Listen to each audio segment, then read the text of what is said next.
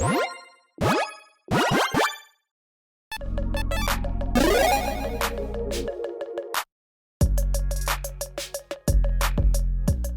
everyone, Mitch coming in for the Commander Score Studio. Welcome to the show, bright and early. Spoiler season. Yeah, there's some exciting things going on with the Lord of the Rings spoiler season. There's an absurd amount of legendary creatures, just a ton of new commanders that we all now have access to. And my goodness, this one, I think, takes the cake. And yes, I do mean that as a pun. Because, well, we've got Bilbo Birthday Celebrant. Now, the image that you might be seeing on your screen, if I edit this properly, is probably a custom version of this card. It is the exact same text. I literally copied it from Scryfall. It's just that for whatever reason, this one's quite a bit grainy when it was spoiled. So, yeah, the custom version from MTG.design is slightly less grainy, at least when it comes to the text and everything but the image. Regardless, this card is absurd, is crazy, is a ton of fun, which, I mean, Birthday Celebrant, right? That's got to be a fun card. And yeah, I can easily see this one being the most popular commander from the set. And that is saying something because, again, we've got a lot of really exciting commanders from this set. This one, though, again, literally takes the cake. Let's go through it. A 2/3 Halfling Rogue for white, black, green. If you would gain life, you gain that much life plus 1 instead. We've seen that text before on quite a few things, and we might talk about one here in a bit. But importantly, here we go. 2 white, black, green, tap, exile Bilbo, Birthday Celebrant. Search your library for any number of creature cards, put them on the battlefield, then shuffle. Activate only if you have 111 or more life. So incredibly flavorful right there.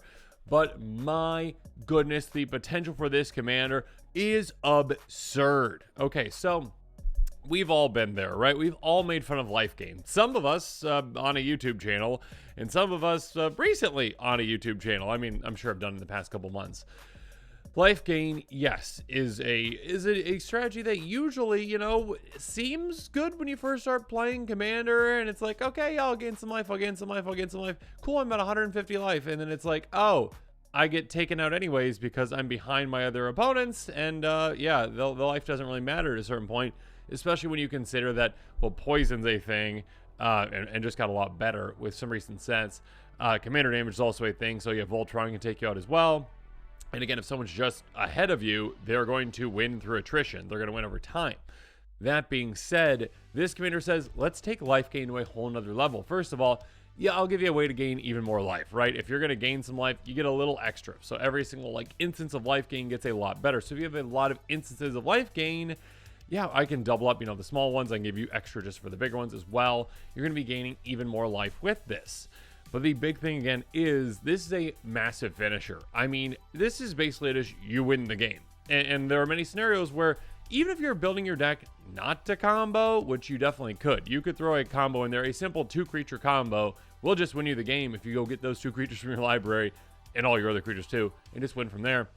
Even if you're not comboing, though, there are plenty of just scenarios that you're already going to be built into this deck. Some cards that already work well with this life gain strategy that just simply win you the game when they come out. So we'll be talking about those as well. I mean, this commander is pretty absurd. And yeah, there's going to be other players at the table that are going to be trying to take you down when you're going through this because they do not want you to get to that 111 life because they know that that means they are in big trouble. So yeah, of course, there's ways to protect yourself with that too, like, you know, Revenge of Ravens and stuff like that to prevent your opponents, not prevent, but, you know, discourage your opponents from attacking you. And if they do, you gain life anyways and drain them too.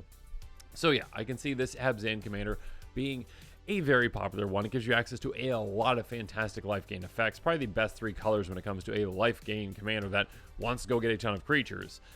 Oh, goodness. I mean, again, it's early, but this one is already just running through my mind, all the scenarios for this commander. So let's jump into those scenarios. Let's jump into those cards.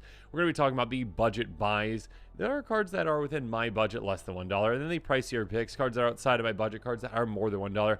Regardless, all these cards will be in a link in the description below. If you are interested in these cards, I would consider picking up some sooner rather than later because, yeah, this, again, in my opinion, is probably going to be the most popular commander in the set, although I guess we haven't seen all the commanders from the set, but this is just the kind of commander that has that kind of spice, that kind of just fun element, again, of, hey, I need to get to a certain condition, and when I get to that condition, crazy things happen. So yeah, I can see a lot of players being very excited again about this one. And yeah, when players are excited about a new commander, sometimes cards that work well with it tend to go up in price sooner and later. So again, check that out. Regardless, let's move on to the budget buys. And again, those are cards that are less than $1, cards within my budget.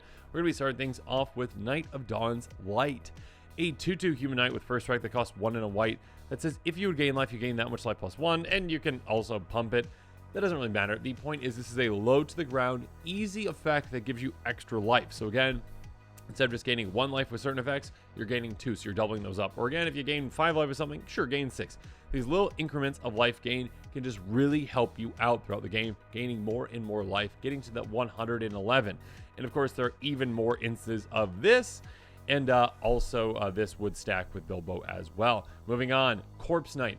Now, like I said, you might not be trying to combo, but you might just inherently win the game just by getting all your creatures in the field. Because, hey, Corpse Knight, whenever the creature enters the battlefield under control, each opponent loses 1 life.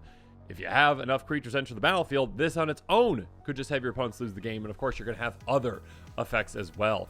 So just keep that in mind. Again, yes, you have that life gain. Yes, you can also have a way to take players out with something like this. Now, this one, unlike Blood Artist and those kinds of effects, doesn't gain you life, but Zulaport Cutthroat does.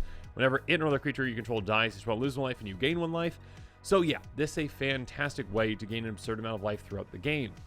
This one only affects your creatures, though. Keep that in mind. Blood Artist is going to affect your opponent's creatures as well. That one's a bit more expensive, would be a pricier pick. That being said, still, this can be a great kind of combo way at the end. Not combo, really, but you know, if you've got a sacrifice outlet, you can just sacrifice creatures, drain your opponents, or yeah, if a board wipe just happens to happen, you're going to be padding your life total quite a bit. So yeah, another great, effect to keep in your deck.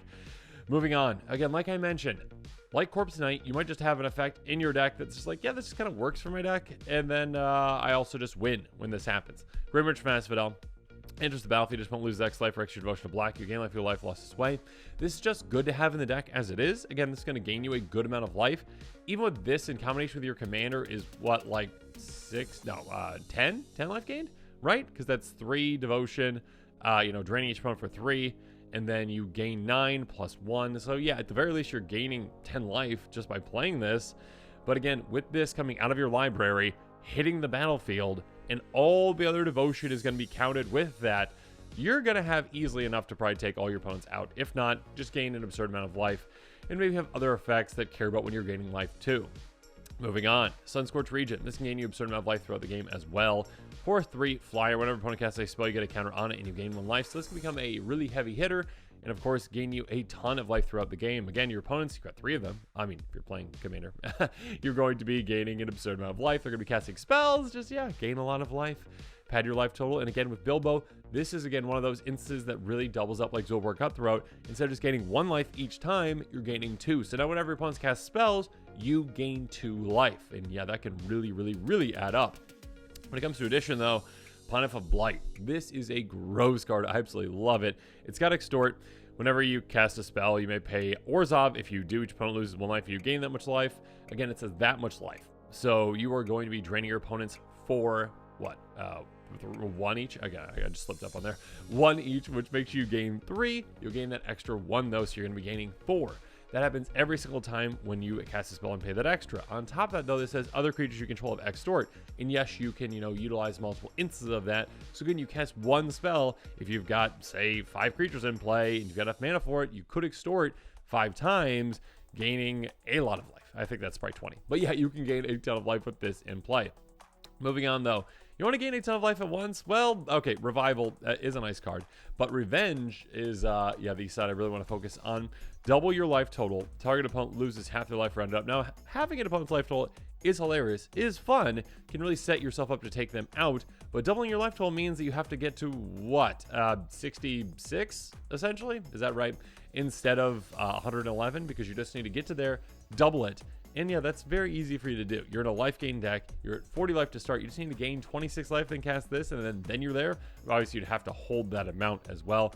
But you see what I mean. Just being able to double your life total can just really, really speed things up. And then we've also got Dina Soul Steeper. Again, like, Corpse Knight, there are also just these instances of, hey, let's just take opponents out. Just happenstance, essentially. Whenever you gain life, each opponent loses 1 life. Yeah, you're going to be gaining an absurd amount of life in different ways. When you do so, this is going to trigger every single time. This also is a sacrifice outlet, not a free one, unfortunately. Pay 1, sacrifice to the creature, Dina Soul Steeper gets plus X plus 0 until turn X the sacrifice creature's power. So again, this is a way to essentially sacrifice creatures, combine with the Celebrant, Cutthroat, drain your opponents even further with this, gain even more life thanks to your commander. Next up, another way to gain advantage of, gaining life is going to be a 12-star Moon Dancer. Whenever you gain life, you get a counter on it, and you scry 1. Now, scrying isn't card advantage, but it is card selection. It's fantastic card selection. You're going to be gaining a lot of life, get a lot of instances of life gain, triggering this, getting this to be a good-sized creature. And also, of course, more importantly, digging down deeper into your deck for those exact pieces that you need to win. And when it comes to digging into your deck, well, Lost Dreams is the best way to do it. Well, one of the best ways to do it. In life gain, whenever you gain life, you may pay X Rexes less than or equal to the amount of life you gained. If you do draw X cards, you're going to be gaining an absurd amount of life. Hey, Bilbo helps you even more with that, doubling up, not doubling, but giving you an additional life gain for each instance. You can just dump a lot of mana into this, draw a lot of cards, get your hand full, and get more things into play to help you gain even more life. Moving on, Loaming Shaman.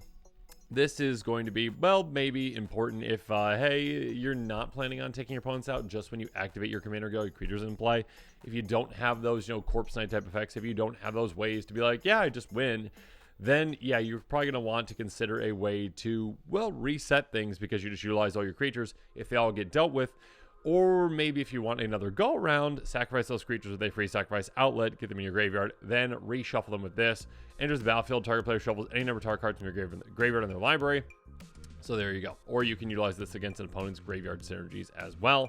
Like I mentioned, a free sacrifice outlet can be great. Dimir House card is just one of those. Sacrifice creature, regenerate it, so it's one that can protect itself. This works very well, again, like with a Celebrant Cutthroat type card. So again, getting this in play is great. On top of that, it's got transmute for 1 black, so discard it. Go get any card in your library that costs 4, get it right in your hand. So a fantastic tutor that is really hard to counter, except for like with a Stifle, because this is an ability. So a regular counterspell won't do the job. That being said, again, yeah, hey, this is either a great tutor for a good piece that you need, or again, this is a sacrifice outlet for you with that Celebrant Cutthroat combination, Blood Artist as well. And then finally, with the budget buys, Swift of Boots. Yeah, giving your commander haste and hexproof can be an amazing thing. Being able to just activate your commander right away is huge. And in fact, you might build this deck in a way where you're like, I really don't want to get Bilbo out early, even though, yes, it does give you additional life gain. There are other ways to get additional life gain too. If you don't want that, mana cost for your commander to kind of rise up too much to ensure that you can, activate that ability when you want to, which again might be the focus of your deck, you can do that. I mean, you can definitely get to enough mana where you can cast your commander, equip Swiftfoot Boots, and then activate your commander all in the same turn, just for kind of not a surprise victory, I wouldn't say, because your opponents can see that happening. It's not a surprise birthday, right? Terrible pun. But it is a way to say, you know what? Let's protect my commander. Let's ensure that I can do this when I need to. Make sure that you're in the right position to win. Now, let's move on, though, to the pricier picks, cards that are outside of my budget, cards that are more than $1. And we're going to start one off with one that is fantastic. Actually, in Modern, I used to have a Soul Sisters style deck. And yeah, unfortunately, Soul Sisters, not currently under $1. But yeah, Soul Warden, a great card. Whenever another creature in its battlefield, you gain 1 life.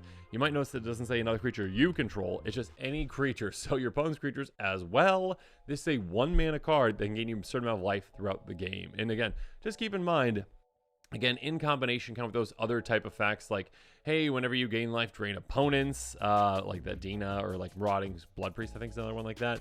You're going to have multiple instances of that probably. And if you just go get all those creatures in your library into play, and you've got like this is going to recognize all the other creatures coming into play as well. It's going to trigger every single one of those times, and you're going to be draining your opponents an absurd amount. Or you can just take them out in a different way. Aether Flux Reservoir. Whenever you cast a spell, you gain 1 life for each spell you've cast this turn. Pay 50 life, it deals 50 damage to any target. So this can be a great way to kind of just hold your opponents to do what you want them to do, because you can be like, hey, if you do anything to try to stop me or try to attack me, I will just take you out. I've got 100 life right now. Yeah, I don't have enough to activate my commander, but I've got enough to take you out. So I will, okay? Don't do anything to me. This is also obviously a great way to gain a lot of life. The more and more spells you cast in a turn, the more life you are gaining. And again, every single time if you've got Bilbo in play or another one of those effects, you're going to be gaining additional life. Next up, incredibly expensive, incredibly effective, Shield of the Apocalypse. 4 or 5 Death Touch. Whenever you draw a card, you gain 2 life. Yeah, you can draw a good amount of cards with these kinds of colors. Whenever an opponent draws a card, they lose 2 life, so you can drain your opponents down, make them easier to take out, and make yourself, well, have a lot more life. Speaking of which, Trostani Selesny's Voice. Whenever the creature enters battlefield under your control, you gain life equal to its toughness. There again are other effects like, Soul Warden that gains you life whenever creatures come into play, just a singular life. This one says, how big is that creature? I will gain you that much life. And of course, if you got creature tokens, you can populate as well. Next up, this one won't make you any friends. Exquisite Blood. Whenever an opponent loses life, you gain that much life. So their pain is your gain, essentially. This says, and this does combo with another card, Sanguine Bond, I believe. And of course, you can use that too. That being said, this one's like, hey, you're losing life for any reason, including me draining you. Yeah, I'm just going to just gain life. And of course, yeah, this combo's very easy. I mean, I think Dina also potentially combos with it too, right? So yeah, very easy way to win if you've got this out, or also just a easy way to get to 111 life at lightning speed. Moving on, Cabal Council of Allocation, 2/3. When an opponent casts a non-creature spell, they lose 2 life, you gain 2 life. Punish your opponents for doing what they probably want to do, and just gain life in the process. Also, hey, Alhammar's Archive. This helps out in multiple ways. If you would gain life, you gain twice so much life instead. So again, unlike your commander, which is like, hey, I'll give you an additional life, this one's like, no, double that up, which can be absurd again, especially in combination with things like, well, yeah, your commander is gain you even more life, and yeah, just gaining double life is great. On top of that, if you draw a card except the first you draw in each of your draw steps, draw 2 cards instead. Basically, what Teferi's Ageless Insight, essentially, hey, double up every single one of your non-draw step draws, and just say, you know what, if I was going to draw 3 cards with, Harmonize or whatnot, now I draw 6. Dig deeper into your deck on top of doubling up your life. And when it comes to doubling up your life, you can do so immediately with Beacon of Immortality. Kind of like Revival Revenge, but this one is instant speed, so it can come out of nowhere. Double target player's life total, shuffle into its owner's library. By doubling your life total instant speed, you can be like, okay, yeah, I'm at 70 life. Your opponent's probably don't think you have anything to do with that. And then all of a sudden, you double your life total before your turn at the beginning or at the end of your opponent's turn, and you're like, oh, I'm at 140 now. Oh, I can activate my commander. Oh, I win. Cool. Moving on, Veto the Thorn of the Dusk Rose, another way to win. Whenever you gain life, target opponent loses that much life. Yeah, you can very easily take players out with this. I mean, consider this in combination with Beacon of Mortality. That's basically just take any one player out. So yeah, this is a great way to take players out. And of course, on top of that, you have creatures you control lifelink by paying 3 black. It can be a great way, again, to just swing out, get to the amount of life that you need for your commander's activation. And yeah, that's it. That's all the cards that I'm going to be talking about on this episode. This commander obviously has a lot of other exciting cards that, you can be considering for this kind of a deck. My goodness, I think this is going to be a really popular commander. I love the flavor of it. I mean, cake, birthday. But yeah, no, I love the flavor of this commander. It's really exciting. Again, a different way to take life gain. Finally, I mean, not that there's not other, there are other interesting life gain synergies. There definitely are other interesting life gain commanders. This one I think really speaks to me the most. Again, the flavor of it, and again, the effect. It does help you get to that 111 in some way. It gives you access to great cards to help you do that as well, being an Abzan. And of course, yeah, just a big explosion at the end, essentially. A great effect at the end. Yes, you can just win right away from that with like a Grey Merchant Vassal or those type of effects as well. Sacrifice Outlands of War Cutthroat, Corpse Knight, those kinds of things if you really want to. You don't have to. I mean, you could have just got other effects in the deck, essentially, but it is a really exciting commander, in my opinion. I think a lot of players are going to be excited about it. Again, if you are one of those players, make sure you check out that card listing in the description below. Consider picking up some of those cards. Make sure you're staying to this channel for more exciting quick takes and spoilers coming up. And of course, as always, thanks again and have a good one. This show and episodes like this one are possible thanks to viewers like you. If you're looking for an easy way to help support this show, make sure that you like, share, and subscribe. Also, hit that bell notification icon so you don't miss any new episodes. You can also go check out our playmats and other merchandise at thecommandersquarters.com. We also have a ton of brand new t-shirt designs in stock, so make sure you check out those as well. Another easy way to support this show is with our TCG Player affiliate links. So whether you're buying a deck or individual cards, you can use this general link right here or one in the description. And the final way that you can support this show is by supporting us directly by becoming a patron. There are many benefits to being a patron, and I truly couldn't do this without all of their support.